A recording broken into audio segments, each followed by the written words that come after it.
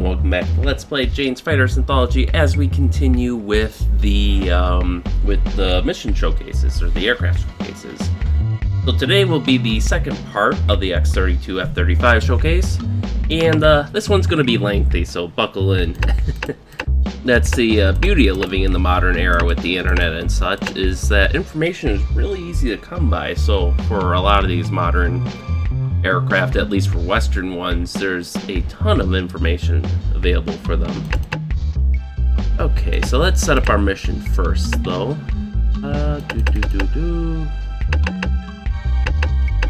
It's going to be pretty similar to the last mission. Actually, that brought me right where I wanted. Where we're going to have the X-32s standing in for the F-35s with an F-22 escort. And let's see. We'll have Su-35 standing in for the J-16. And then we will give let's say Su-27s to stand in for the J-12, I think it was.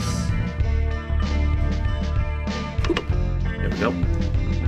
And this time our target is going to be a small airfield. So that all looks good.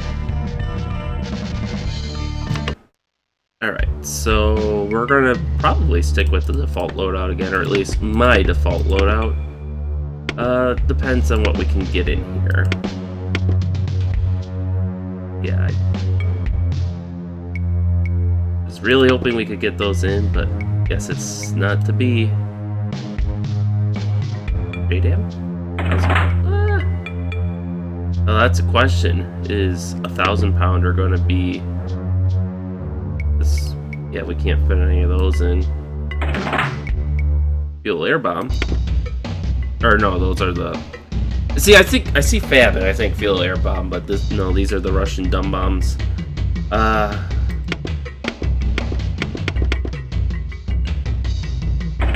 Oh, we could take 2 cluster bombs. That's interesting.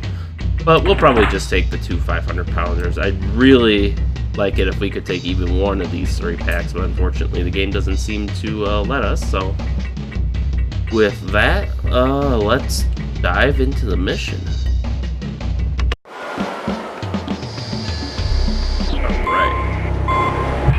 We are being locked down immediately, so let's go the other way.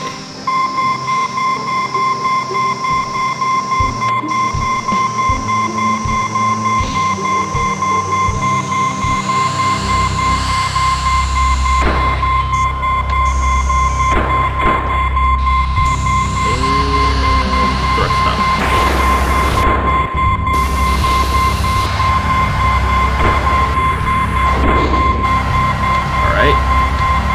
Bandits. I, for one, know I am already very sick of being locked down here.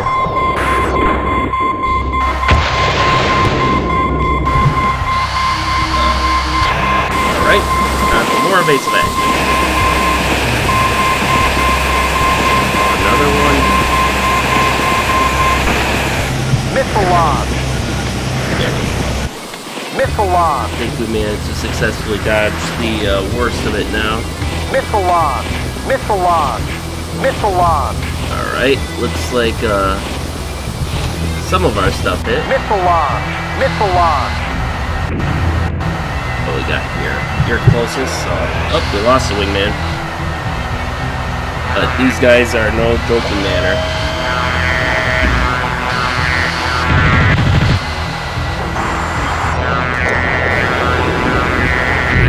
Boom! Team Jim. There's Bandit 9 o'clock high. And there he is.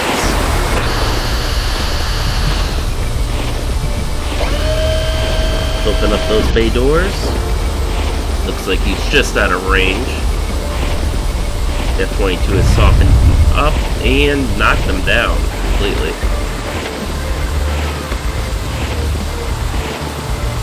We do still have a bandit. 1 o'clock low, so it's over this ways.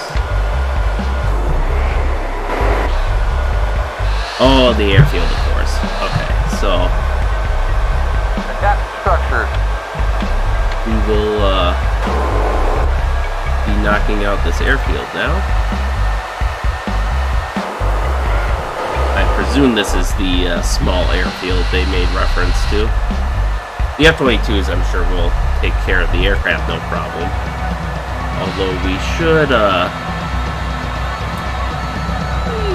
probably knock this guy out before he decides to take off.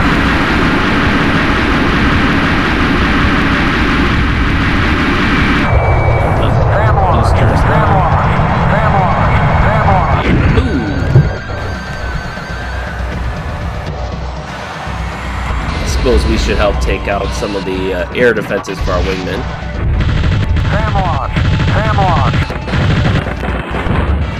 There we go. That's probably one of the more threatening ones. Do we have to take out this bunker? No. Looks like this guy wants some. Woo, woo, woo, woo.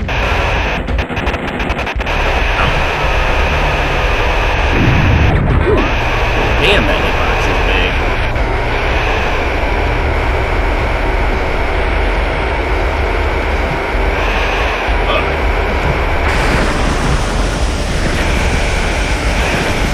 Wow.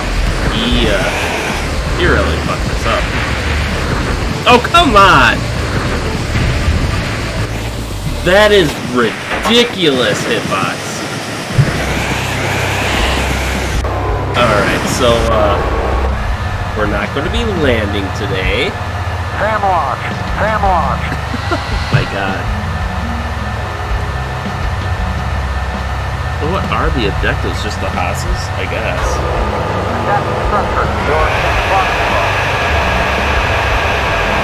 Oil's dropping pretty rapidly.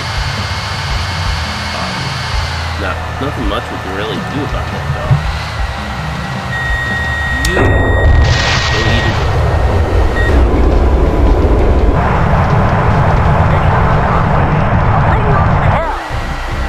Yeah, we are.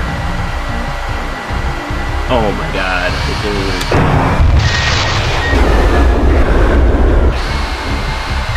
Oh, we're disengaging.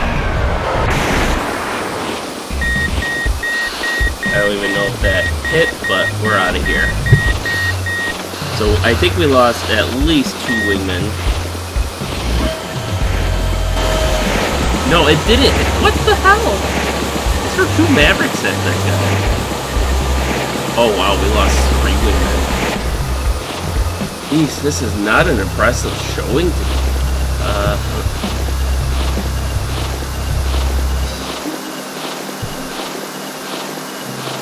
Yeah, we,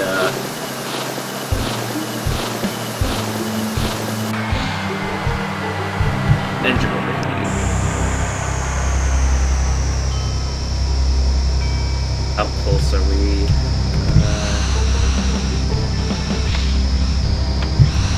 There it is.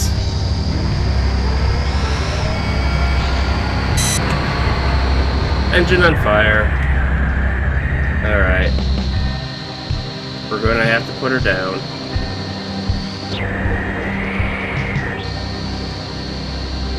And... Eject.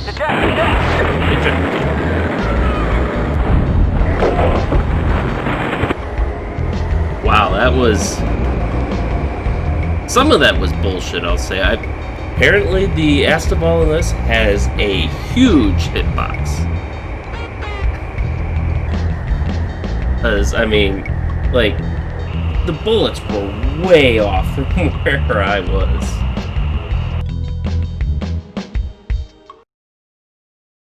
That was just ridiculous.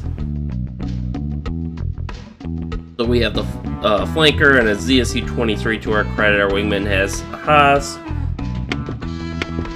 Those SU-35s definitely, I think they were the ones that us up, and they focused on my wing instead of the Raptors, which is kind of not what I wanted to happen, but oh well.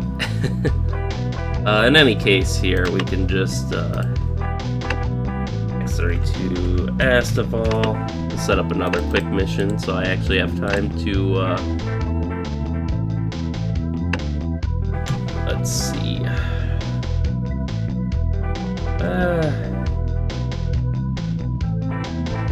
Yeah, so I think what we'll do here is we'll just have a one-on-one dogfight. We'll have the FSX as a stand-in for the J-10, and then there will be us. Custom weapons load. No friendly targets. And what we will... Ooh! We're gonna do that! Which is what I kind of wish we did last time. Not that... I don't think it would have helped much, but... Look at that. 4 countermeasure pods.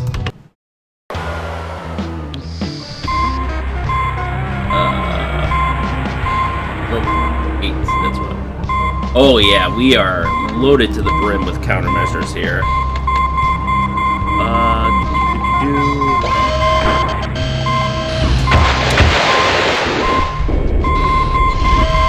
Alright, we got our AMRAMs off. He's getting his PL-12s or 15s off. That was close. Alright, so looks like now we're gonna be in knife fight range since his AMRAMs missed, my AMRAMs missed. He's climbing. Bold move to do that right in front of me because that gives me an excellent shot on his tailpipe and just a good gun solution. And he's done. Mission accomplished. There we go.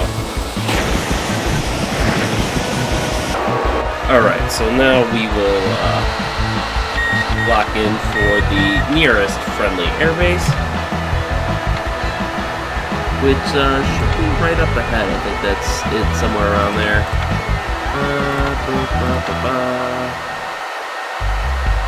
Okay. So, the F-35, now that we got some free time, it is a family, single seat, single engine, all-weather, stealth 5th generation multi-role combat aircraft. Basically, think a 5th gen F-16 or Legacy Hornet, capable of doing both ground attack and air superiority.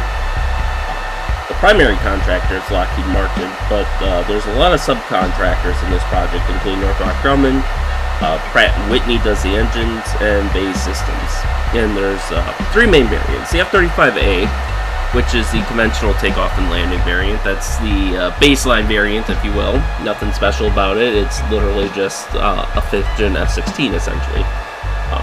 There's the F-35B, which was made for the Marines. Now, this variant is unique in that it is capable of vertical takeoff and landing, using a special method that we'll get into later.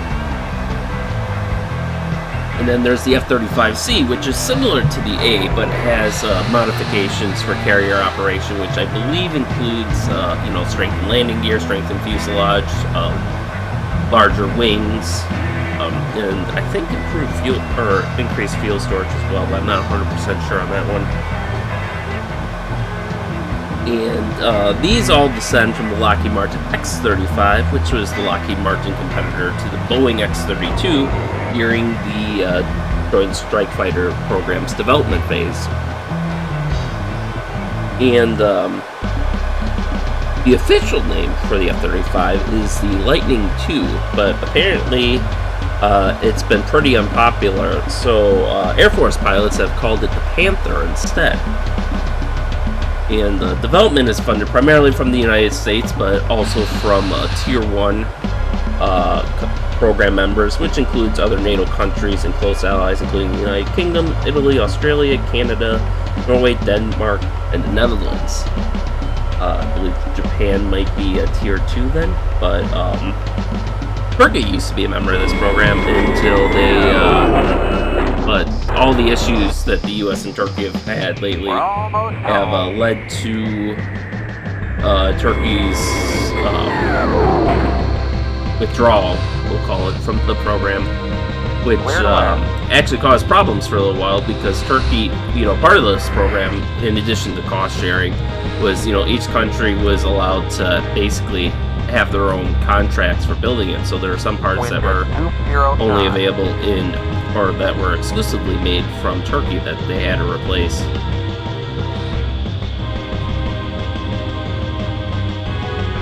And it is the largest and most expensive military program ever. So a lot of people take advantage of this by cherry-picking facts or creating misleading narratives like, oh, it costs $1 trillion. And it's like, no, that's $1 trillion over like a 40-year life cycle when you compare it to the cost of the separate F-16, F-18, and Harrier programs put together. It's actually cheaper. But one thing that it can escape from was the fact that it did run over budget and behind schedule quite severely, part of which was due to budget cuts in the post-Cold War era, which led to work on the program being deemed not as critical because, people thought we didn't have a peer anymore. And the procurement process has also been argued as flawed, but in any case, the F-35 first flew on December 15th, 2006, and the Marines declared their first F-35B squadron ready for deployment in July of 2015. The early F-35Bs do have a design flaw that could potentially limit their flight hours, but this has been rectified as of Lot 9. The Air Force declared its first F-35A squadron ready for deployment in August 2016, and the Navy declared its first F-35Cs ready in February of 2019. Although thank you, Krasking. Other than some test runs, I haven't heard of an actual official F-35C squadron being permanently assigned to a carrier air wing yet. But at least as of this video, but hopefully that'll change in the near future. And in 2018, the F-35 made its combat debut with the Israeli Air Force. As with most American planes, they tend to make their debut with Israel instead of the United States, since Israel is they're Israel. In any case, much like before, the F-35 development started in 1992 with the origins of the JSF, and the X-35 first flew on the 24th of October 2000, and the F-35A on the 15th of December 2006. And the F-35, again, was developed to replace a lot of because our armed forces have like a high mix, low mix, where like, the Legacy Hornet, the F-16, the Harrier are kind of like the low end, the cheaper stuff that we can mass produce a bit easier, and then you have the high end like the F-15, the F-14, the F-22. And so this was basically designed to take all those low end fighters, the lightweight fighters, and unify them under a single airframe and program. And unlike the F-22, it was also intended to have a level of stealth that would permit it to be exported. And so the three variants, conventional, VSTOL, and carrier takeoff. And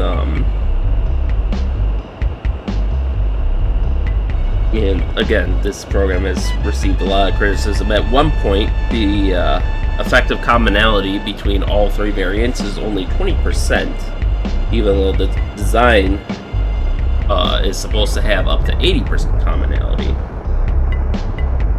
And one notable feature is that the F-35B is the first operational supersonic short takeoff vertical landing stealth fighter. And the F-35 does take a lot of inspiration from the F-22, which I think is no coincidence, because both were developed by Lockheed Martin. So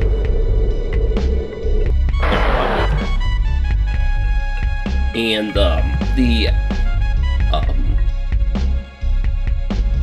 The exhaust ducts that they use for the F-35B were inspired by the General Dynamics Model 200, which was a proposed 1972 supersonic VTOL fighter for the sea control ship, which again, that's something I'd like to get into someday, but it was basically an idea for a light U.S. carrier to replace the Essex class and complement the larger Navy supercarriers.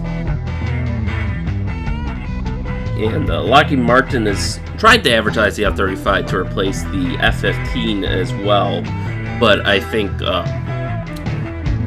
the Air Force is going to build their F-15X to replace the earlier F-15 variants. And yes, the F-35 does bring a lot of improvements to the field, though, including durable, low-maintenance stealth technology, using structural fiber mat instead of the high-maintenance coatings of legacy stealth platforms, which I believe these coatings are still in use, but they no longer are like the primary absorber of radar. Integrated avionics and sensor fusion that combine information from onboard and offboard sensors to increase the pilot's situational awareness and improve target identification, weapon delivery, and to relay information quickly to other command and control nodes. It's got high-speed data networking and automated logistics system, which I believe is in the process of being replaced right now because they decided that their current system actually requires more maintenance than it helps prevent, so. Another new feature is a lightweight, powerful lithium-ion batteries to provide power to run control surfaces in event of emergency, such as engine flameout. So that's pretty cool. And structural composites make up 35% of the airframe, up from 25% from the F-22, which helps reduce weight and reduce radar signature. Most of these are bismolymidide and composite epoxy materials. I believe we went over those, that those were first pioneered in the development of the Japanese F-2. The F-35 is also the first mass-produced aircraft to include structural nanocomposites, namely carbon nanotube reinforced epoxy. So the F-22 has problems with corrosion, so the F-35 used a gap filler that causes less galvanic corrosion to the airframe's skin, designed with fewer gaps requiring filling and implementing better drainage. And the relatively short wingspan of the A and B variants is a result of the F-35B's requirement to fit inside the storage areas of the Wasp and America class landing dock ships. The F-35C's longer wing is considered to be more fuel efficient, which honestly I'm kind of surprised then. You'd think the A variant doesn't have those same restrictions, so you think they would give that a longer wing too, but standard armament on the F-35A includes a GAU 22A 4-barrel 25mm cannon, which is mounted internally with 182 rounds on the A, or externally with 220 rounds on the B and C. And when it's mounted externally via the gun pod, it is designed to have stealth features. In beast mode, or at least that's what it's called, is when the F-35A is given external hardpoints to carry ordnance, and it'll reduce its stealth, obviously, but then it can carry, I believe, up to 20-some thousand pounds. Let's see if I can find the actual number here.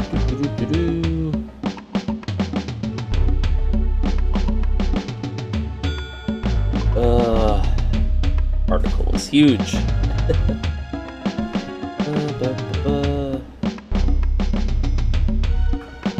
Here we go.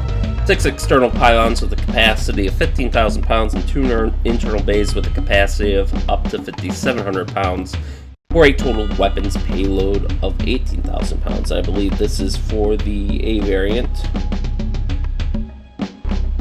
And it can carry basically all sorts of missiles, the full range of American munitions. Some are size limited and have to be carried externally. Specifically, like I believe the long-range anti-ship missile is one of those, but they can carry just about every American weapon, and it's also being integrated with various European weapons like the Meteor. And I don't know if I know originally the X-32 was supposed to have a German cannon in it for some of the European variants. I don't know if the F-35 does the same or not, but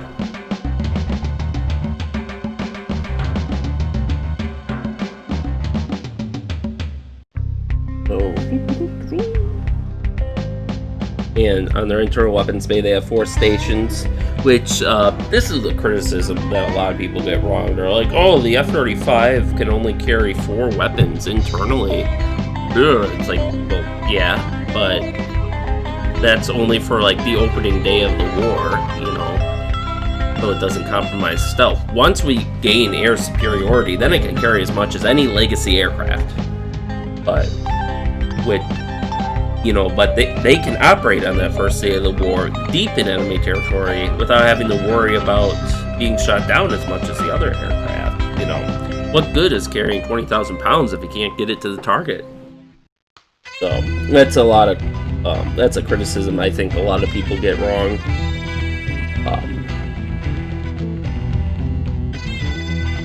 And Lockheed is working on redesigning the internal base so that later variants will be able to carry additional weapons in their internal base, possibly up to, say, 3 weapons per bay, which would bring it up to a total of 6. Norway and Australia are creating an adaptation of the Naval Strike Missile for the F-35. They're calling it the Joint Strike Missile. And it's going to be the only cruise missile, at least currently, that can fit in the internal base. And then the F-35 is planned on to replace the F-16 in the Wild Weasel mission. Currently, they use special F-16s that have been given a stealth coating, but I believe the F-35 will be much more effective. And reportedly, they're working on laser weapons for the F-35. So that'll be interesting. And as far as the avionics go, I think the biggest change for the F-35 versus previous fighter aircraft is it does not have a heads-up display. It's like the first frontline aircraft in decades to not have a heads-up display because it is designed instead to integrate with a helmet-mounted display system. So your heads-up display is actually in the helmet. Although when the Air Force made their tender for a new training aircraft, they did request that had a heads-up display, so pilots would still be familiar with it. And because of the advanced sensors on the F-35, it actually doesn't have to... between those sensors and the helmet-mounted display, which they can also use to cue targets, they don't even have to be looking at or facing a target to launch weapons at it. Think the Quams from Ace Combat. And these helmets aren't cheap, though. They cost $400,000 a piece. And the engine that powers the F-35 is the Pratt & Whitney 135, which is basically a variant of the F-22's engine. It does have the capability to briefly supercruise for about 150 miles at Mach 1.2 without an afterburner. And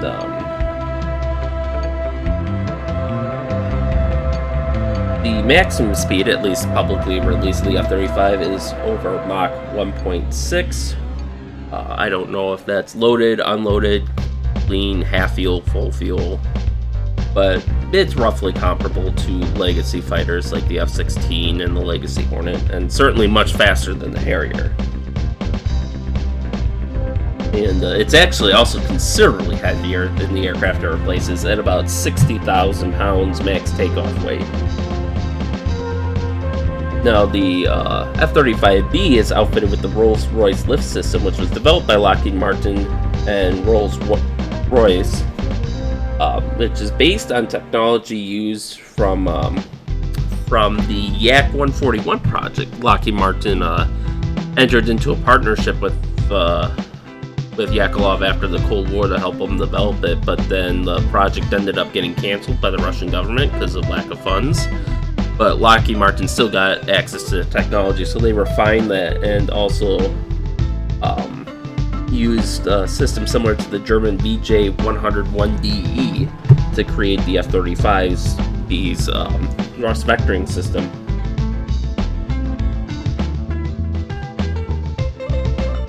And the sensors include the AN/APG-81 ACER radar, designed by Northrop Grumman.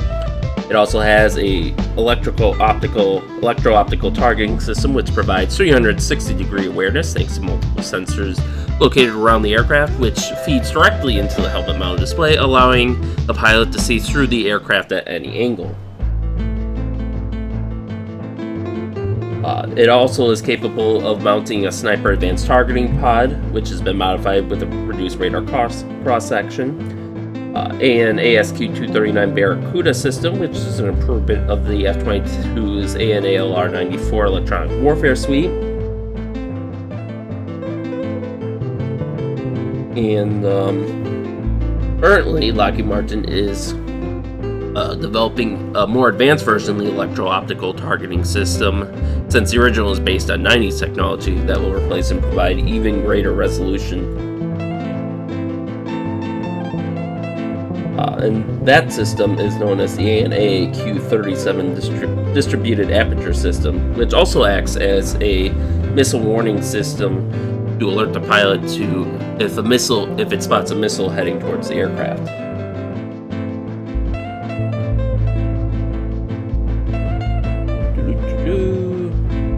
That's interesting. Much of the F-35 software is written in C and C++ programming languages because of programmer availability. ATA-83 code is also reused from the F-22. Integrity DO-178B real-time operating system from Green Hill Software runs on commercial equipment, specifically Freescale PowerPC processors. And the final Block 3 software is planned to have 8.6 million lines of code. But they might need more code than that, I'm sure.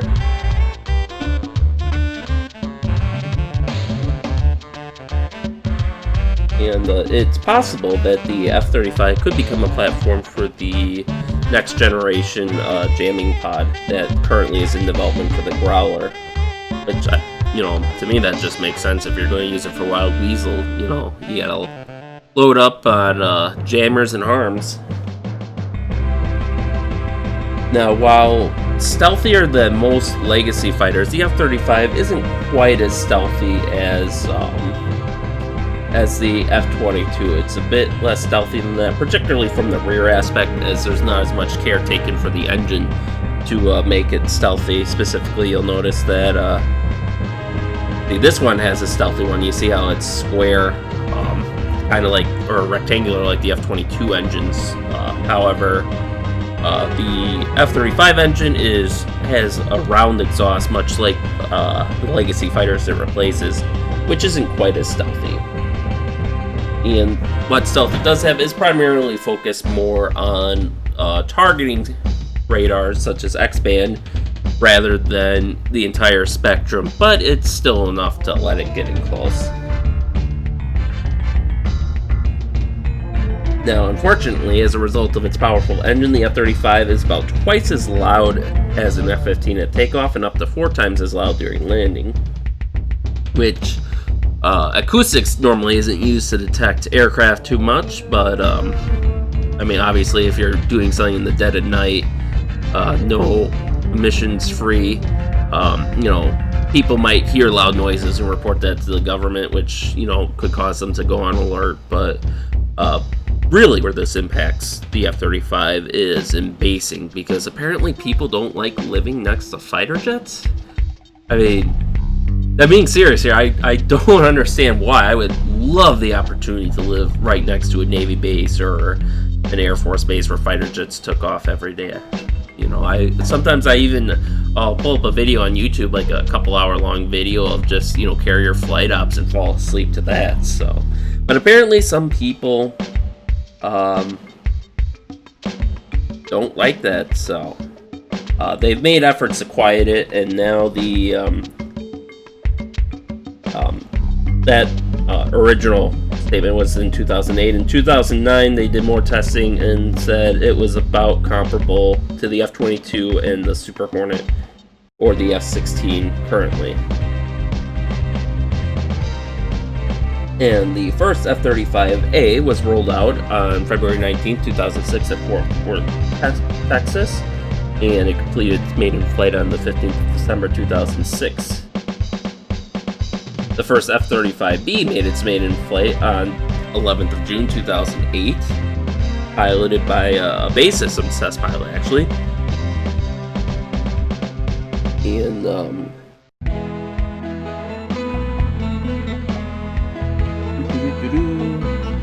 the F-35C's maiden flight took place on June 7, 2010 at Naval Air Station Fort Worth, JRB. And during testing, there were a lot of publicized failures, unfortunately, which, you know, this is just part of the development process, and I don't think a lot of people understand that. You know, there was a failure in the integrated power package, there was an oil leak, there was a problem with the fuel tanks, but they've all been solved. On 25th of October 2011, the F-35A reached its designated its design top speed of Mach 1.6 for the first time. Further testing demonstrated Mach 1.61 with the capability to pull 9.9 Gs.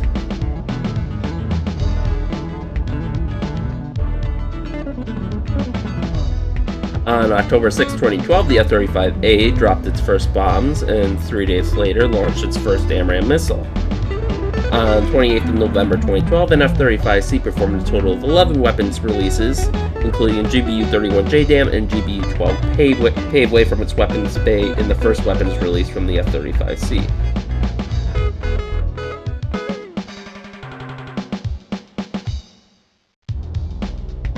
And on June 19, 2015, the Royal Air Force successfully launched 2 500-pound paved way 4 precision bombs, which was the first time that non-US munitions were deployed by the type. And the Royal Navy conducted their first rolling landing on Britain's HMS Queen Elizabeth in October 2018, whereas the US's first F-35C operations had occurred on the 13th of November 2014. The USMC declared it met initial operational capability on the 31st of July 2015, despite shortcomings resulting from the incomplete software. In April 2016, the Royal Netherlands Air Force reportedly cleared its tanker to fuel its F-35 variants, and the Israeli Air Force declared the F-35 operationally capable on the 6th of December of 2017. And while unconfirmed, according to Kuwaiti newspaper Al Jarida, in July 2018, a test mission of at least 3 IAF F-35s flew to Iran's capital, Tehran, and back from Tel Aviv. And again, while unconfirmed, regional leaders acted on the report, and Iran's Supreme Leader Ali Khamenei reportedly fired the Air Force Chief and Commanding Officer of Iran's Revolutionary Guard Corps over the mission.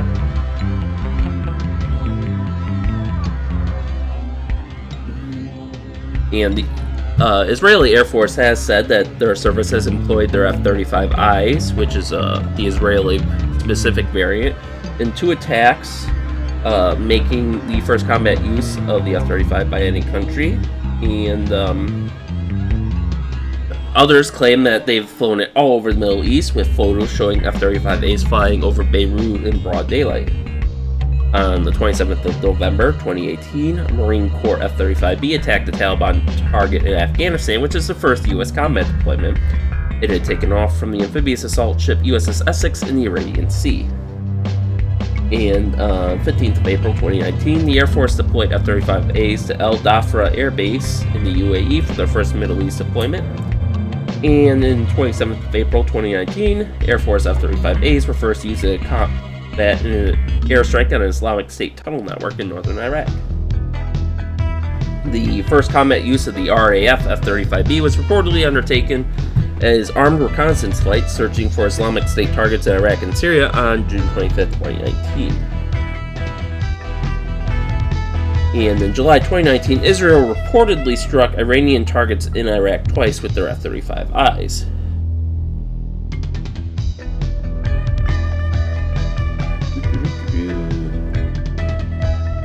Yep, and then just some more comments about the different variants. The F-35A is expected to match the F-16 maneuverability and instantaneous high-G performance, and outperform it in stealth, payload, range on internal fuel, avionics, operational effectiveness, supportability, and survivability.